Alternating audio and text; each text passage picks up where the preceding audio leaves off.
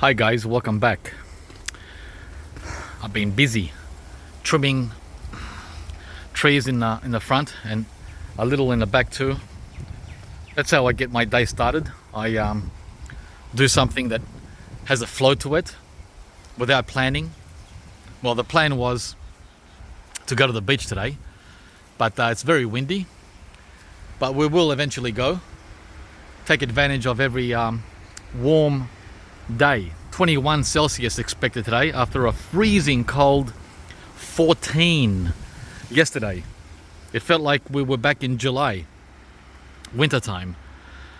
Anyhow, guys, it's been almost a week since we got back from our road trip, and a couple of days ago I decided to plant a few trees out, and here's one here. So starting off with the Sandpaper Fig, which I know absolutely nothing about, well, except for one thing, and that's why I planted it, and that is it's fast growing, and that's exactly what I want. I want a canopy tree. But here it says the height is anywhere between 2 and 5 meters. That's very open-ended. I definitely don't want a 2-meter tree here. More like 5-meter tree to cover all the sooks underneath over summertime, namely all these guys here in pots from dailies and others, right? All these little guys here, because last summer many of them fried, were cooked, because even though they're tropical, they don't like the sun. Isn't that an oxymoron? Tropical trees that cannot stand the sun. And the reason for that is because they're too young. Unlike a fig tree can withstand the hot sun when it's young, but that's a fig. Longan, lychee, mango, and all the rest of the sook club cannot stand the 40 Celsius, guys, when they're only a year or two old. Wampy can. Wampy is a true hero in my book. So I planted the Sandpaper Fig to get a canopy up here. The same reason I planted the native Australian tamarind tree. See that up there? That's been there for 5 years and it still hasn't given me a canopy. I don't know how many years it's going to take for it to spread out like an umbrella. Maybe another 10 years when I'm in my 70s. But at least the height's there. Now we're waiting for the roof. So I hope the Sandpaper Fig is not going to keep me waiting 5 years before it does the same. Check it out here. Within 24 hours of putting it in the ground, look, new growth. 1, 2, 3, 4, and here coming soon 5. Right? 5 new points in only 24 hours out of the pot. It had already broken through the pot and the roots were growing in the ground. Very vigorous. It's exactly what we want. Nowhere near the house, of course. You don't plant this guy near the house, but in the open garden where there's no building structures. So that's the first tree I have to show you today that went into the ground. I just made a very simple hole. Just dug a hole twice the size of the pot. It was in a pot like that one there, and just stuck it in the ground with no amendments, just native soil. Thank you very much. And it thanked me within 1 day with new growth. So you don't need any fancy soil, guys, especially with beasts such as this guy.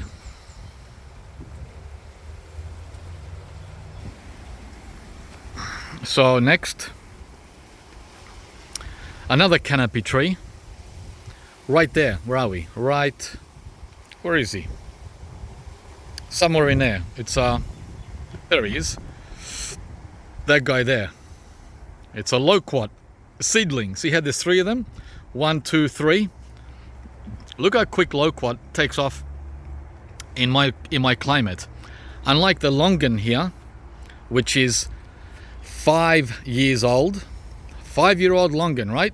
Look at this, man. 5 years, and it's only this high. Whereas those loquats are only 2 years old, and they're almost double the height of this longan. Right? They're up to there. They're up to there. So definitely not going to use a longan as a canopy tree. No way, Jose, unless I'm in Miami or in Bangkok.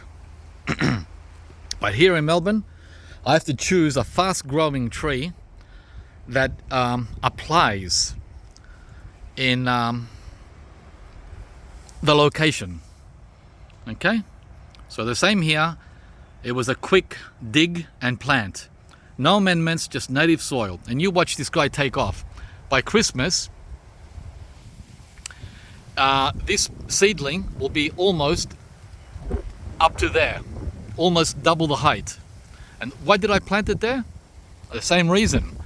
I want to protect these babies around here. Not the calamansi. This guy, citrus does not need protection from anything to do with the weather. Maybe from leaf miner, but not from the hot or the cold. These are bulletproof citrus. But the loquat was put here to protect him. You know him, don't you? That's the Pinkerton avocado. That's given me nothing but problems the last 2 years. And I've been trying to protect him from the hot sun with these bananas that are in pots. But it hasn't worked because by the time the leaves open in summer, that's already cooked, right? All you need is 138 Celsius degree day, one. And those new leaves that you saw here, these ones, see these tender leaves? These are all cooked on a 38 degree day. And I don't want to be putting shade cloth and stakes and crap like that. I'm not a shade cloth kind of guy. I'd rather use natural means, like what I'm doing here. So that's why I planted the loquat here.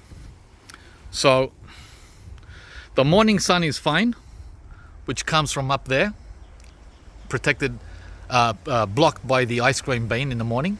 And even so, it's fine. It's only in the 20s. And then in the afternoon, which is right now, it's 12 noon right now. That's when the sun is nasty. That's when we get over 30 in the height of summer. At 12 noon, that sun in summer is between 30 and 34 Celsius. So the loquat is positioned exactly where it is. Hi guys. It's only 18 right now. Spring. So yeah, we have a windy day today. But it's warm. It's a northerly wind coming from the tropics. So it doesn't feel cold at all. It feels actually warmer than what it is. It might be 18, but it feels like 24. So that's why he's here. And the second reason he's here is to protect, well, and they're here, all three of them, but they're going to remain in pots, those two, for now. The other reason, guys, is to protect this guy. Even more sensitive than the avocado. I told you about this in a previous video. This is the Native American pawpaw. And in the first couple of years, or in my experience, the first 4 to 5 years, yep, they say 1 to 2 years in the books. I'm telling you, it's 4 to 5 years. They can't stand direct hot sun in summer. This guy has been stunted 3 years in a row because I didn't protect him from the hot sun. I tried shade cloth last summer, but that was at the end after he had been knocked out.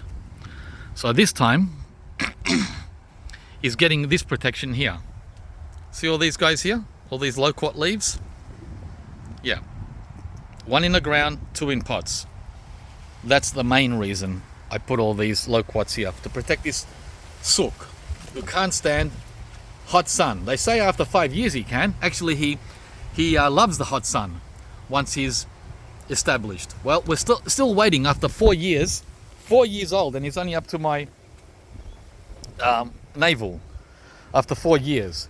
His brother here, yep, his brother here gets full protection from the sun. So that's why he's almost twice as tall. He's up to my shoulder, and he's loaded with flowers. And the reason why this guy is doing so much better is, ta-da! He has a natural sunblock. The plum tree, 20-year-old plum tree. Yeah. So I don't need to put anything here for him. Right? Yeah. So, that's what we've done here. We've created a natural sunblock. Well, by December, I'm hoping that these loquats are, like I said, at least up to here and bushed out across. It's the best I can do, guys, other than building structures. Okay, let's move on to what else I've done.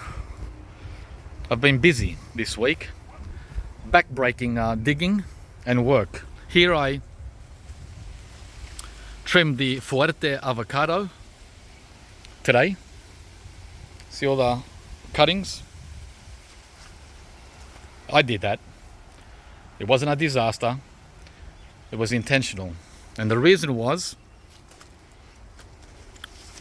that branch you saw on the ground, the one that was here, was resting on this wire where I have a passion fruit vine. And it was top heavy, the branch, that branch there, coming from there, it was top heavy, and I was afraid it would snap. It would snap right here. So I took off the weight of that branch by cutting it here and letting the vertical take over. Yeah, guys, you got to be on the ball. Otherwise, one morning you wake up and it's a complete disaster. You've lost half the tree. So you got to walk around and check the plants every, well, you know when. They're your trees, you'll know when. It's like your own children. You know when to check on your children. You know their habits and their movements. Next, I planted that guy there. See that little fella there? Yeah, there was a seedling Bowen mango there. It didn't make it. It did make it, but I don't want to muck around. He's in that pot now. He's over there. He's half dead because I didn't protect him over winter. Oh well. So in his place, I planted a grafted white sapote, which I've had in the pot for 1.5 years, and he was dying to get out of that pot. I had him sitting here underneath the avocado in a pot for 1.5 years. So now he's in the ground and he's getting some sun. He wasn't getting any sun under the avocado, right?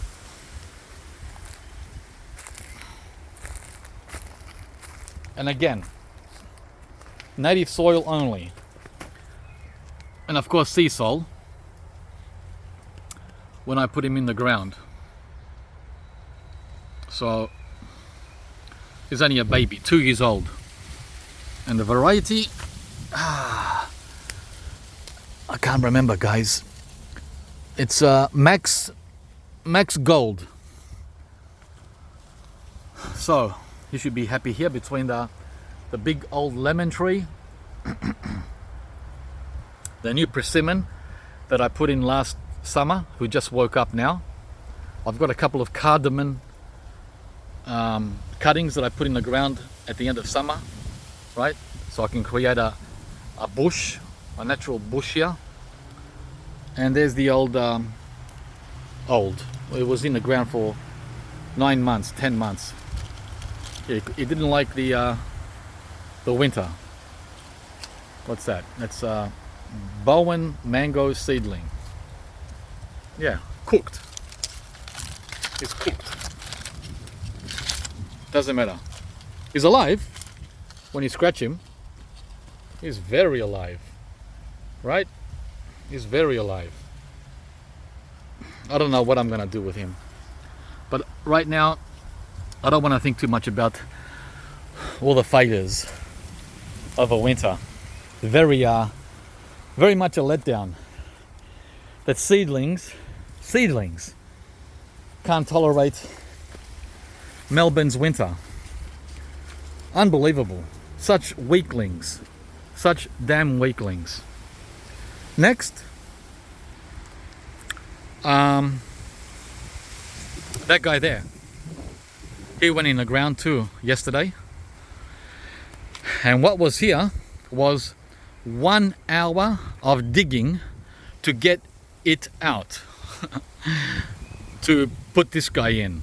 And that 1 hour of digging was to remove this ornamental ginger. Wow, a lot of work. That's the back break right there. And it came out in a dozen different pieces, right? And you can see all the leaves from the ginger. There's another big chunk. I don't know what I'm gonna do with it. These are very expensive if I put them on marketplace, but I'm not that kind of gardener. I'm more of a give it away to friends kind of guy, rather than put them on Gumtree or Craigslist to make $10 or $50. It just doesn't interest me, guys, to do that. So I left the other ginger there. There were two different varieties. This one I left because it's more fragrant and more attractive than the one that was here. They're both very pretty, but I decided to leave that one mainly because it's a sun buffer to the kiwi berry that got scorched last summer.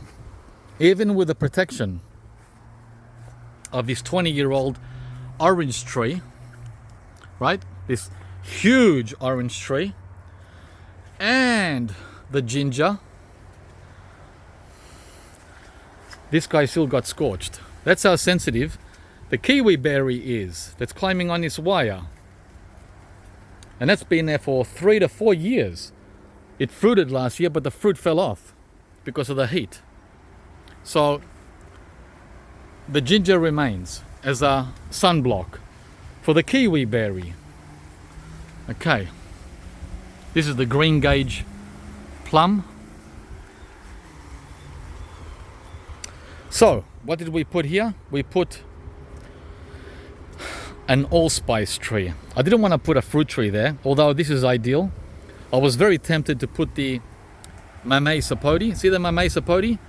But I don't think the Mamey Sapote is ready for prime time. Prime time means in the ground, right? I don't want to lose it. I've had it for 3 years. And guys, I would be very, very sad if I lost this beautiful plant which I have in a pot. So I was almost tempted to put it right here because it gets a lot of protection from the ginger, the bananas, that lemon tree, the sugar cane, and more importantly, this overhead tree. I forget its name, but it's sort of a native Australian frangipani, right? So that also gives protection to whatever goes in here. So almost all around wind protection and partial sun protection. So that was next. That went into the ground. And for people that are not native English speakers, I will show you the label of what this tree is. We've got to think of everyone, guys, not just Aussies and Americans. Allspice from a cutting. Okay, and it's very happy. It's starting to flower all over. I just love the smell when I touch it. Oh, it's like I'm in Kerala, in southern India. It's just amazing. Okay, next I put in the ground a few other trees. Back here in the new, this is the new bed that I created last year when I pulled out that hedge. Remember that hedge that was here? So we put in a Barbados Cherry right there. I didn't put in the one that was full of leaves. These two, I've got two that are doing really well, right? I left those in pots. I put in the one that had lost all its leaves. I decided if I'm gonna lose one in summer and next winter, I'll lose this one, the one that dropped all its leaves. Yeah, in other words, I will spare him. Sacrifice him. Here you go. Acerola, Barbados Cherry. So he went into the ground also. All these branches are alive. Every one of them that I scratched, they're green. So even though it looks dead, it's not dead. That's just an optical illusion. Next, I put this guy in the ground. Right in the middle here, between the green gauge, star fruit, and star fruit. So star fruit, green sapote. Did I say green sapote or green gauge? Okay, green sapote, not green gauge. And taro. So this guy went right in the center. And then we've got that ice cream banana hanging over it. So what is this? This, guys, is one of two Sapodillas that are doing really well, and I'm willing to gamble and risk losing them over winter next year in the ground. So it's the Krausi or Krasui, right? Look at it, look how well it did over winter.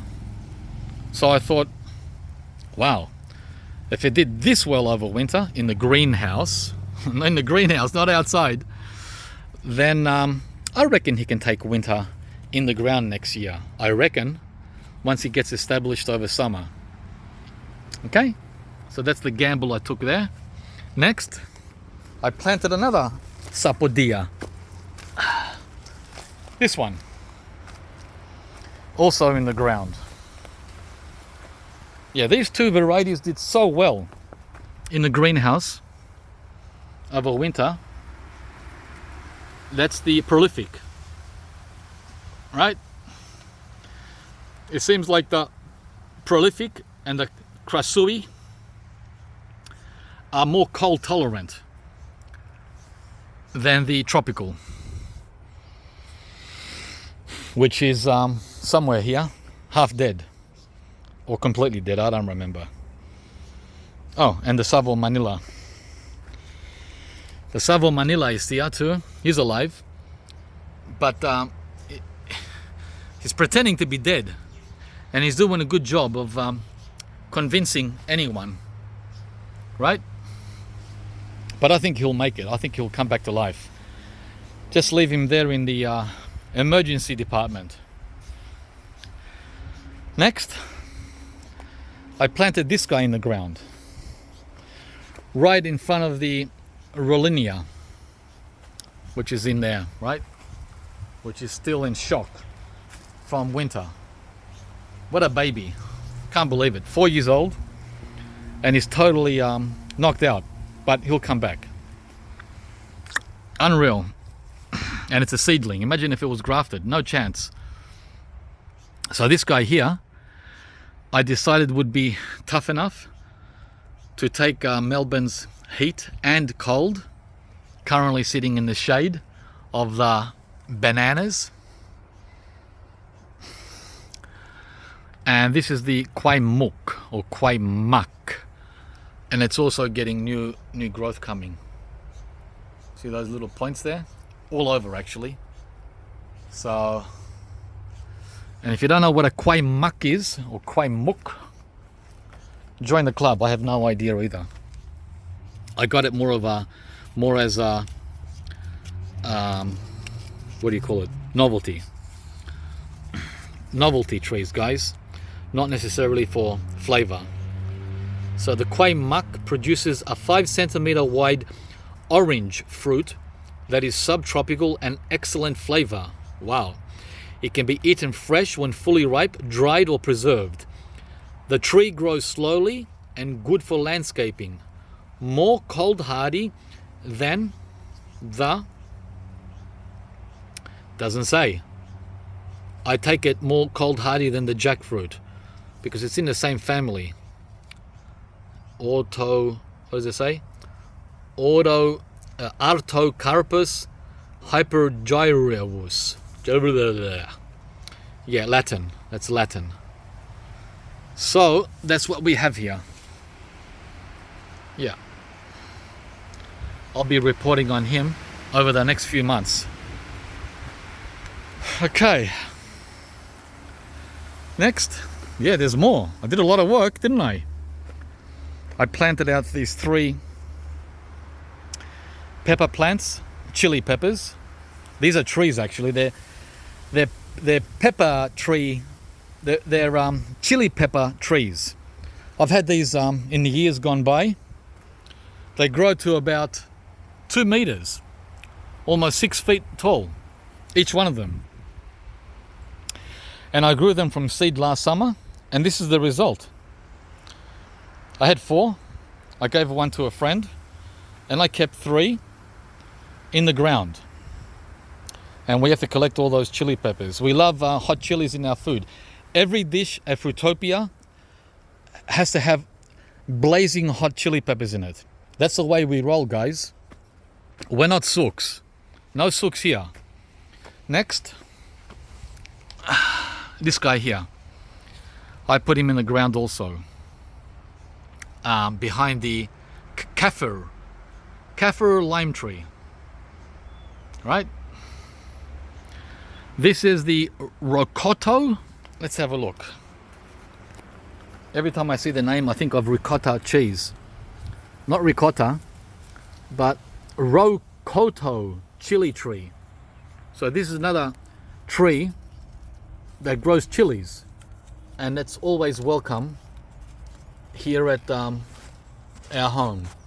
There's the name there, Rocoto. And look how well he did over winter. These all came over winter, not summer. These are winter grown peppers. Unreal. I wonder why these chili peppers can grow so well in winter. And the mango seedling died. Huh? What's going on? I thought chilies were hot summer plants. Alright guys. I think that's it. Yeah. That is it. That's what we did the last few days here at Fruitopia.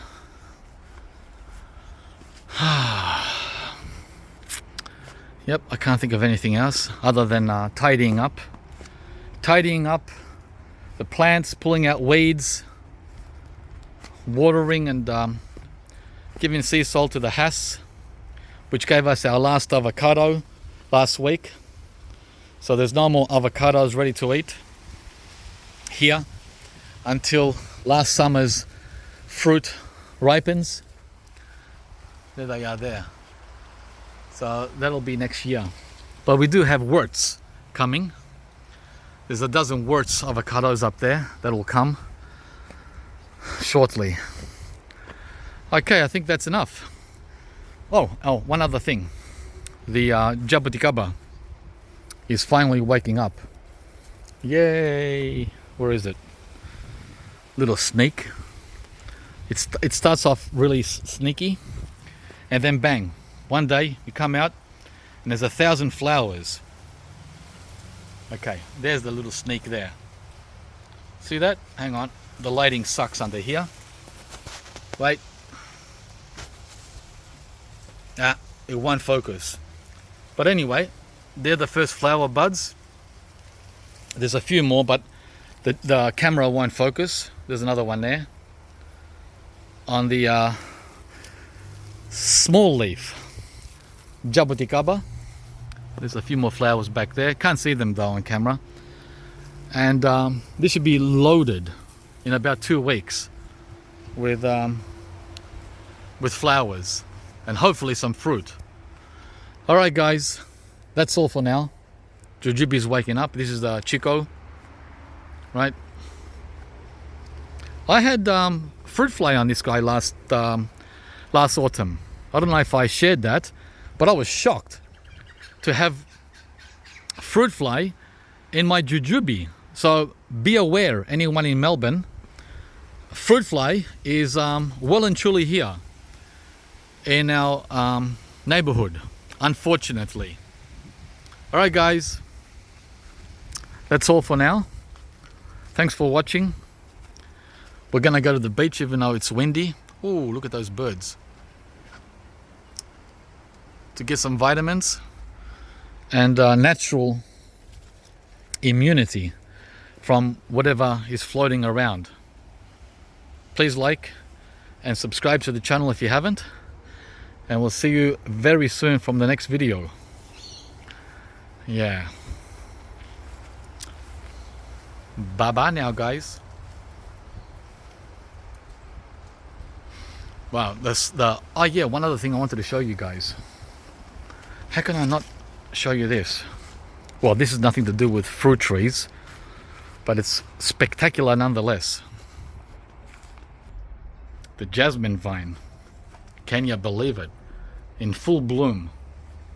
My nostrils are popping from the fragrance. Extremely strong and sweet. And this one flowers for the whole month of October into November. Just glorious. All right, guys, over and out.